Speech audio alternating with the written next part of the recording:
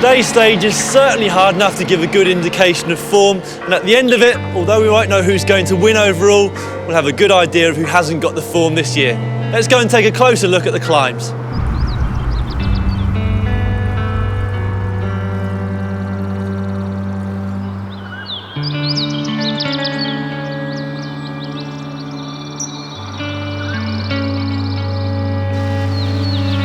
We're now in the extreme northeast of Italy on stage 10, which comes the day after the first rest day of this year's Giro. It's always a little bit of an unknown for riders who react in different ways to a day of recuperation, so they'll be pleased that by the time they get to this town of Pavé, which is the foot of the first real climb of this year's Giro, that they will have had 100 relatively steady kilometres to wake their legs back up. Today marks the start of the high mountains at this year's race.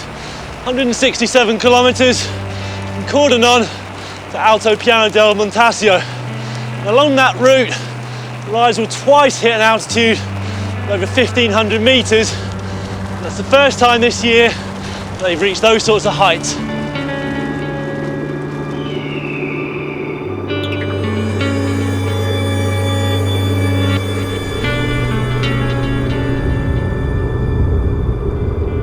As you can see, this Passo di Lanza climb is extremely narrow right from the very beginning. With so many riders hopeful of a good GC position at this point in the race, I think there's going to be a huge fight in the bunch to arrive at the bottom here in good position. Total length for the climb is 15.4 km. It rises just over 900 metres, but that doesn't tell the whole story, because just before the midway point, the riders get to enjoy this 2-kilometre descent, which we're about to start here now before the real fun begins.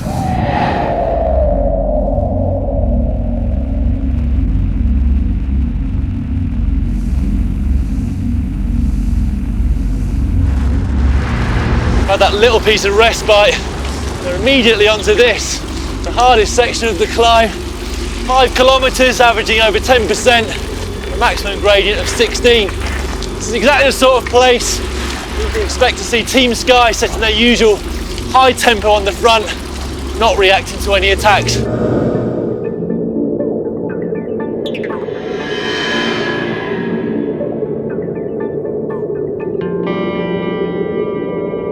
We've reached the top now at an altitude of 1,552 metres, and although the bunch will be much thinned down by this point, I'm still expecting to see some jostling for position before the descent, which is very tight and technical. It's quite a long way from the finish still, but if you get to pick your own lines, it makes things much safer and easier.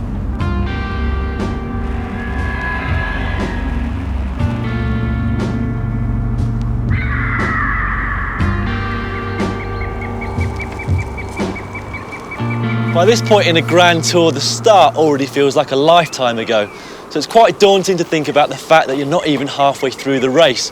In this particular Grand Tour, they will have done just under 1,400 kilometres by this point, which will have taken them around about 34 hours. A fair way up the Alto Piano del Montasio climb now.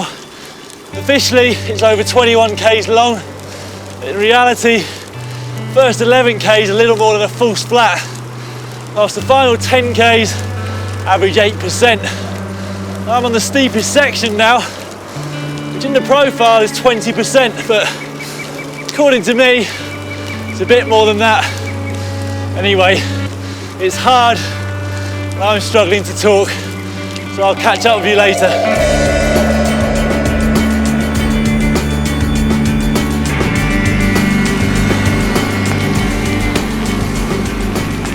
Well, that last section was tough.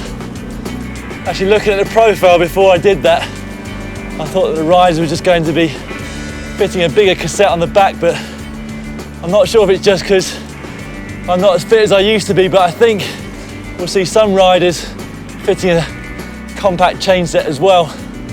It's quite early in the race for a team to use their energy by riding on the front, but I think we might see somebody do that just to give their leader the opportunity to take the bonus seconds which are available here on the finish line. Well, I think stage 19 looks particularly exciting to watch on paper. It's only a short stage, I think it's just under 140 kilometres, but it goes over 2 climbs which peak at over 2,500 metres, the Gavia and then the Stelvio.